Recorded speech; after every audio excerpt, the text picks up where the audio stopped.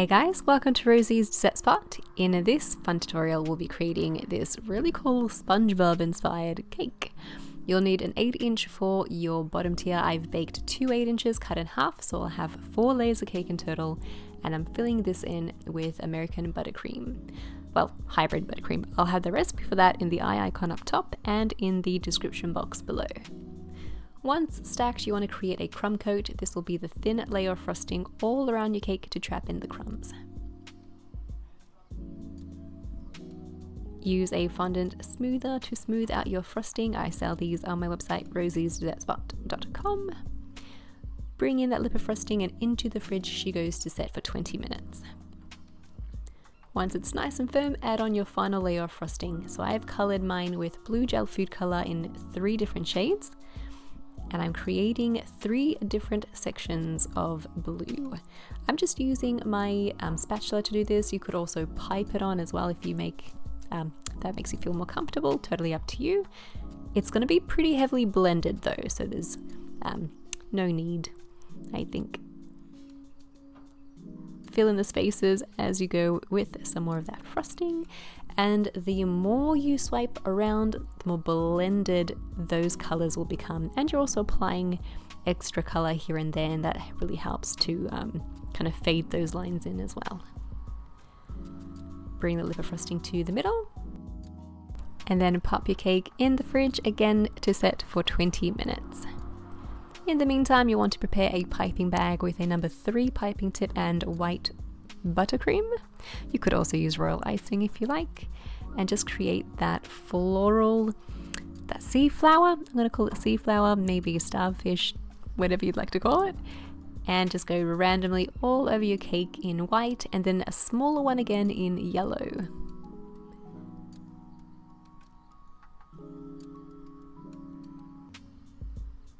Actually very therapeutic to do this. Like, you have to move in a particular way. I like to do it with my hand completely perpendicular to the cake, so I do not actually move my wrist. It just stays super flat, and you want to move at an even pace so the line remains straight. In between, I'm adding little bubbles. These are just little dots starting at the very base, nice and big, and then working my way up, creating smaller bubbles as I go. Into the fridge to set for another 20 minutes, and we're going to create the domed section up top. You could bake a cake that is in the domed cake tin, but if you don't have one, or you can't be bothered baking a whole other cake, take a pre-baked cake, crumble it up into a 6-inch bowl. Here I've added in dark chocolate ganache, and I'm going to knead it until I have a cake ball, kind of like a giant cake pop. Into that 6-inch container, I've got some Glad wrap, just so that it comes out easily, and press your cake ball mixture into this bowl so it takes up the shape. Pull the plastic wrap over the top so that it doesn't dry out, and pop it into the freezer for 30 minutes to harden completely. Then I'm going to create the stem for the pineapple house. So I have some fondant in green, and I'm rolling it out one section at the top to be thinner, and then the base section at the bottom to be thicker. That way we can feed our toothpick through it and it won't crack through the back. Give it an oval-like shape, and then just cut to the same point at the end there, and then fan out those pieces. I found that there was a little bit too much, so I trimmed 2 of those sections off, and then rounded out the base. Let this dry completely if you can, and in the meantime I'm going to work with my 6-inch. There is a 6-inch cake board underneath this 6-inch cake. Because I am covering it with fondant, I'm choosing to work with ganache as the medium for the middle and the outside of the cake. Stick your almost frozen cake ball onto your 6-inch cake with a little bit of that ganache, and cover it completely in a crumb coat. Once it's nice and smooth, add on your second layer of ganache. This actually set really quickly. If it doesn't set for you though, pop it into the fridge for about 20 minutes.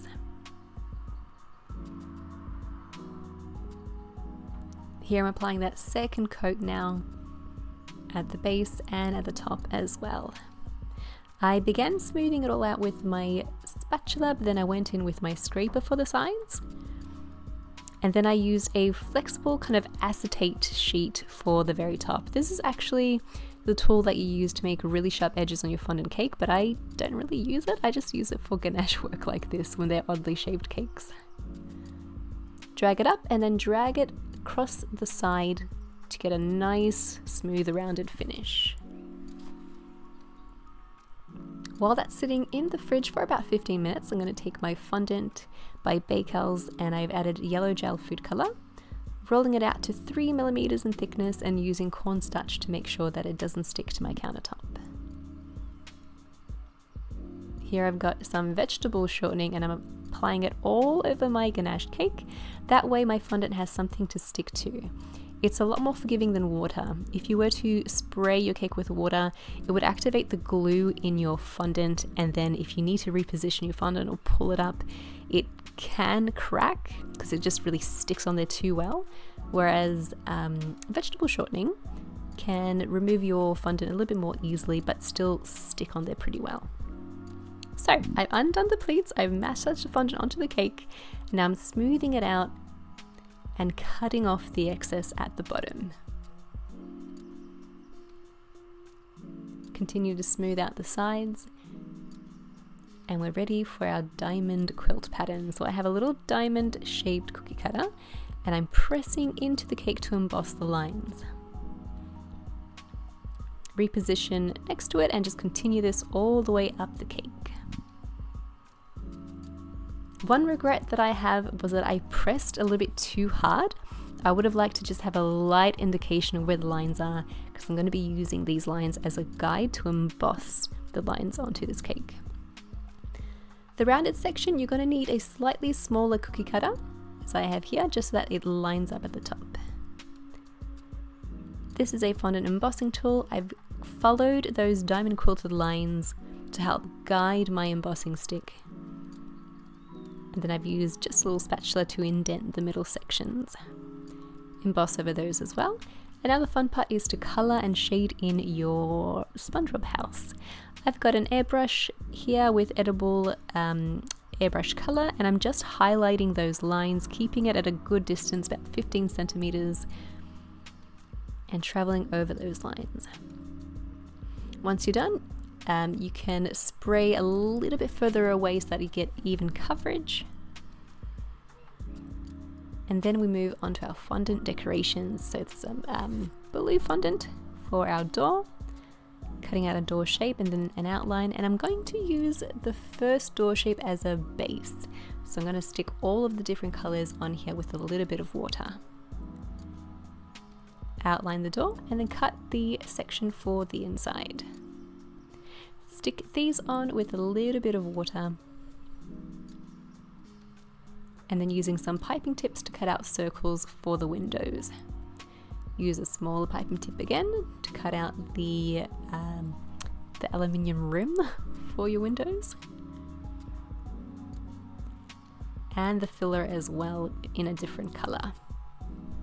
Stick these together with some water, and then use a small round embossing tool to poke in little detailing of the aluminium just around the door and the windows. And it's a very nautical kind of look. Cut out a circle for the door handle, and then using a round piping tip to create that little target shape in the center, kind of like a little embossed section. Roll out a log, cut out little sections, press them between your fingers just to flatten them out a little bit. And that's how you make your little handles. Apply to your door with some water, emboss any areas you feel the need to emboss. And your door and windows are finally complete.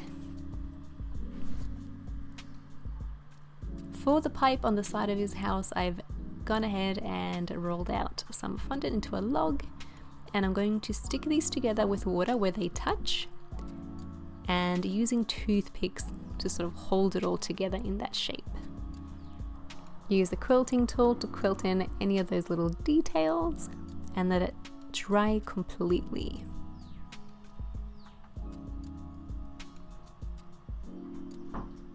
I have 2 toothpicks in the end there as well. Add dowels into your 8-inch cake. I've just used 3 bubble tea straws in a triangular formation. Give them a bit of a wriggle so that it disturbs the buttercream, and you can pull it up and it shows you exactly where to cut to make sure that it sits flush with the top. Stick your cakes together with some ganache. Make sure it's nice and centered, and then press it firmly to adhere. Onto your cake goes the edible fondant decorations, and I've applied those on there with just a little bit of water brushed behind them. For the seaweed section, I'm taking some fondant again, and I'm going to be cutting out little strips that start thick and then they end sharply. Hold down one side, give it a twist, and if you wanted to, you could let these set completely and push them into a cake with soft frosting so it hasn't set yet. Or you could do what I'm doing and prepare them as you need them, and then stick them onto your set cake with a little bit of water. The water on the fondant, which is still soft, helps to kind of break down the glue a little bit, break down the sugar a little bit to act like glue. I still press it firmly into the cake all the same, and they should stick nicely.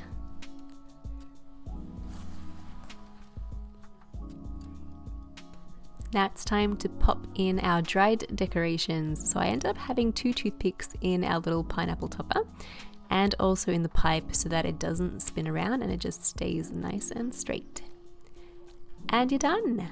Very fun cake to do, does take a little bit of time.